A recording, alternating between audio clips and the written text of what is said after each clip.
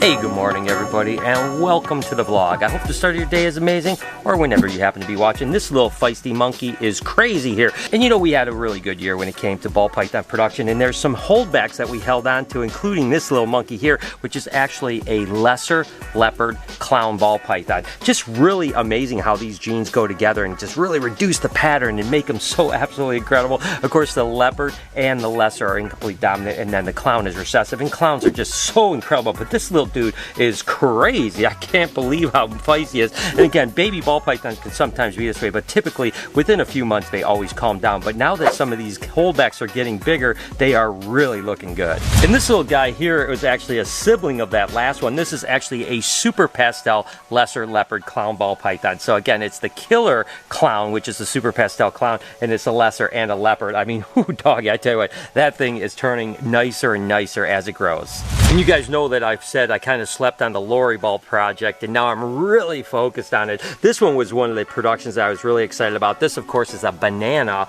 Sydney Lori ball python. The Sydney and the Lori go together really well, but then you get that banana in it. Oh my gosh, the purple's coming out of this guy. How cleanly patterned it is. I'm loving these guys. And then these are one of those mystery ball python babies that hatched out. Again, there was like 7 eggs in clutch. All 7 were completely different, weird looking. None of them even looked related for that matter. This one just really bizarre. Don't know what the genetics are behind it, but I know that it's nothing that you would think it is. I mean, there's no champagne in this.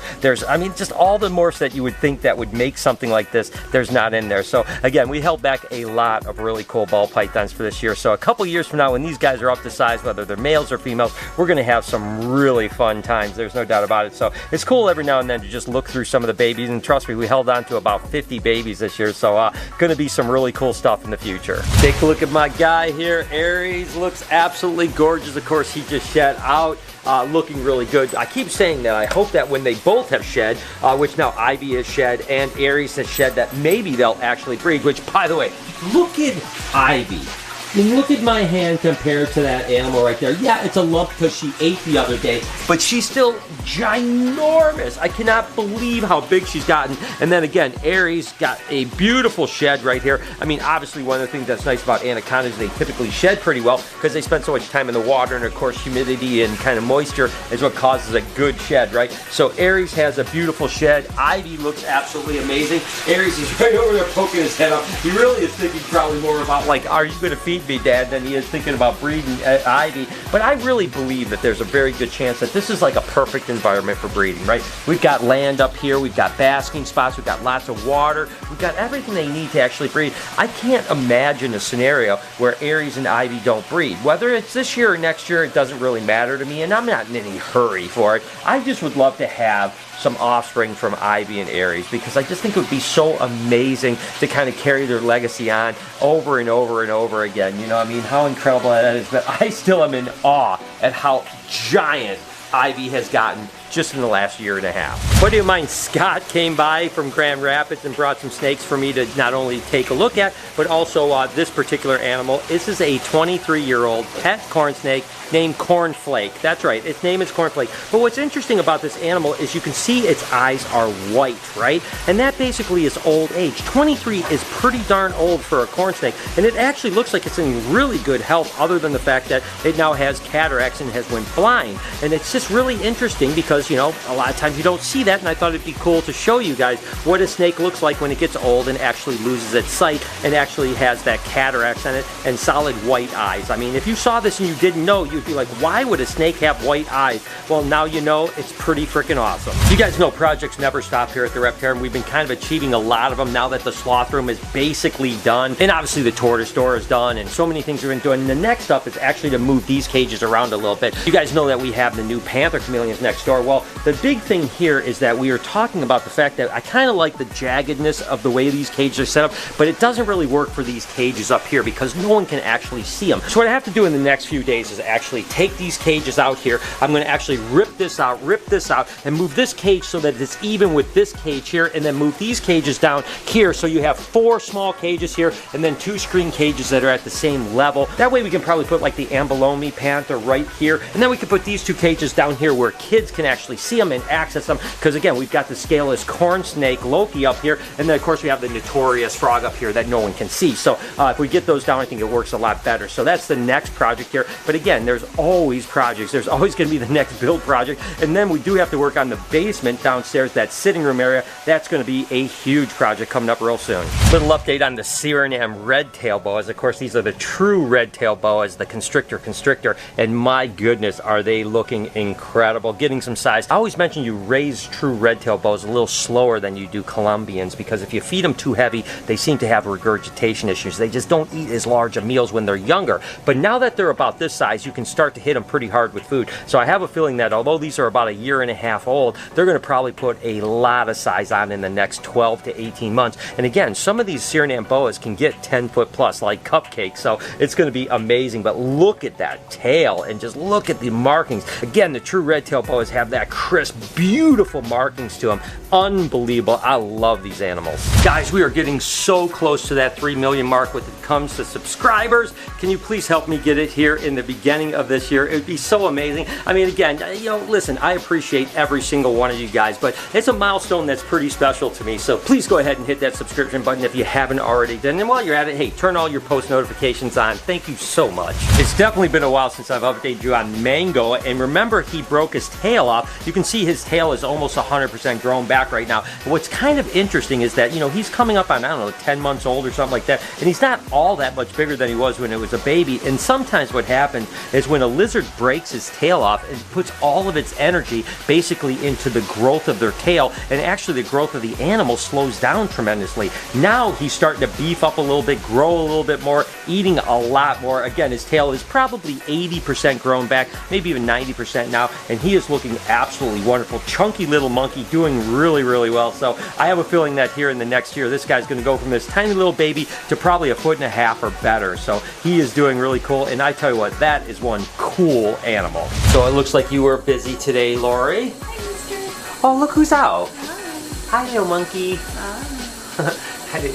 He was in his little hammock just a few minutes ago, and now he come out to say hi. So obviously you did all of the seaming. I showed you did the ledge before, but now you've got all the ground all the way over here. And is it done all the way? I mean, it's done on this side, but are you going to go further? Or? I think I'm still going to go further along that other wall, trying to prevent leakage. Yeah. What happens is that, when Drogo climbs down, and by the way, if you guys don't know it, they always climb to the ground, they pee and poo on the ground, and then they climb back up the tree. And it was actually getting underneath the actual, even though it was sealed, it was somehow getting through. So now you've caulked it and sealed it. I'm hoping, because honestly, he's probably due to use the bathroom tonight. Yeah. So I wanted to get it done prior to, hopefully. That way I'll know. And it is interesting how like consistent it is. Like, you know, every third or fourth night he goes to the bathroom. It's really interesting. And look at him. He ate a lot today. He ate a lot today? Yeah, he took like 8 biscuits from my hand. Oh my gosh. So well, it looks good. And again, you can see how cool it looks once you've seen the bottoms and everything. It just kind of really finished it off. So this room is 99% done. Once you're done with that, we're all set, right? I think so. And then no, there's always stuff. There's always stuff. It looks better though. No more foam. Yeah. Not to mention, you know, we rearrange the ropes every like maybe week and a half just to give him like more mental enrichment. So this is always going to be constantly changing. But as far as the actual infrastructure, it looks like we are done. Getting there. Gianna's actually one of my favorite animals nowadays, just because of how like she just naturally wants to be like have attention. At first, when we first got her, she's not really too keen on being touched.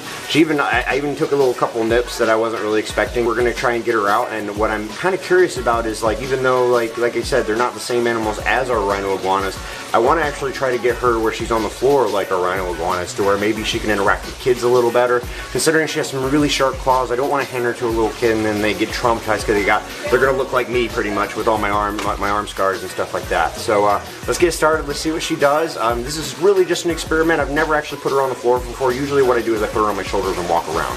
So let's see what she does.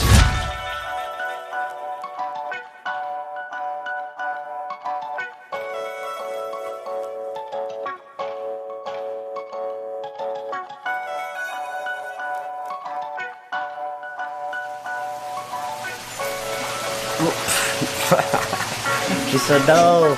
Come on. There you go. There you go. because they're so smart, I really don't want to like stand over her too much, just because again, this is a new environment. As you can see, she's looking around at the cameras, looking around at everything. I don't put her on the ground at all. This is actually probably her first time ever being on the ground, so I don't want it to make it a super traumatizing thing. So we do want to keep it sort of short, just so it's just a very temporary, very quick, positive thing. Look at the little cute little licks that she does, just like the rhinos do. So it's going to be really interesting to see what she does next, but I don't want her to stick her out there for too long. Hi, sweetheart. Hi. Yeah. Have you guys ever actually seen her do the head nod? Very often these are communications from her. It could be her telling me that she's scared, she's freaked out, or she could be also communicating to me that you know, just to watch her back. Like, hey, you know, like I don't really know what's going on here, and I need you to be watching me, you know? So I think that went really well. So let's go ahead and get her back in her enclosure. I think she's gonna be a lot more attentive about the next times we open it up. So I do want to actually do that a couple more times, probably off camera, just to see how long we can really push it without freaking her out too much. So let's get her back inside and get her some food in her too.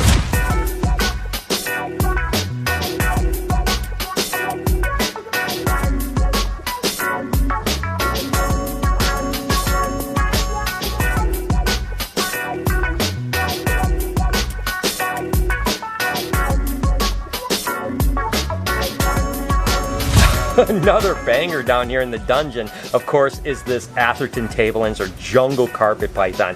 My goodness, and the ones I really want to work with are ones like this jet black, brilliant fluorescent yellow. These are the ones that absolutely are striking. So we've been working on trying to produce the best of these contrast ones, and I tell you what, this one takes the cake. This is a beautiful snake. Can't wait till it gets up to size and start producing. Again, through line breeding, you can get better and better animals each generation. But I don't think you can get much better than this one. This one is a ripper. Earlier I showed you that Suriname red-tailed boa and mentioned how typically they get bigger than the Colombian red-tailed boas. Now Cupcake, of course, is a giant Colombian red-tailed boa. One, I tell you what, I haven't seen many bigger than this, to be honest with you. She's definitely top 5 huge animals. She is heavy, she is strong, but can you imagine that Suriname pattern and color in a snake this size? That's what makes the true red-tailed boas, or at least some of the localities of the true red-tailed boas, so amazing, is that they get giant like Cupcake here, but they have such amazingly cryptic and beautiful patterns and colors. There's no doubt about that. But I tell you what, it is rare that you're going to see a Colombian boa this large. She is amazing, and I honestly think she is one of the coolest snakes that I've ever seen. All in all, you know, that old corn snake should be completely fine. It's weird that it would be blind like that and have such strong cataracts, because you don't typically see it that much. But I've seen the snakes get cataracts a lot. That's crazy, but again, we've seen with Helen that blind snakes can actually thrive and do very well. It's cool to have a corn snake that's plus 20 years, isn't it? It's awesome. Think about that when you're getting a snake. You're going to be keeping it for a whole long time. If you enjoyed this video, do me a favor. I could use the click-through. Could you click through over here and hit this playlist? Just watch a couple videos. Also, subscribe to my podcast channel up here. It really means a lot to me. Please help us get to 3 million by subscribing to this vlog channel. Have an absolutely amazing day. Remember, be kind to someone, and I promise I'll see you tomorrow.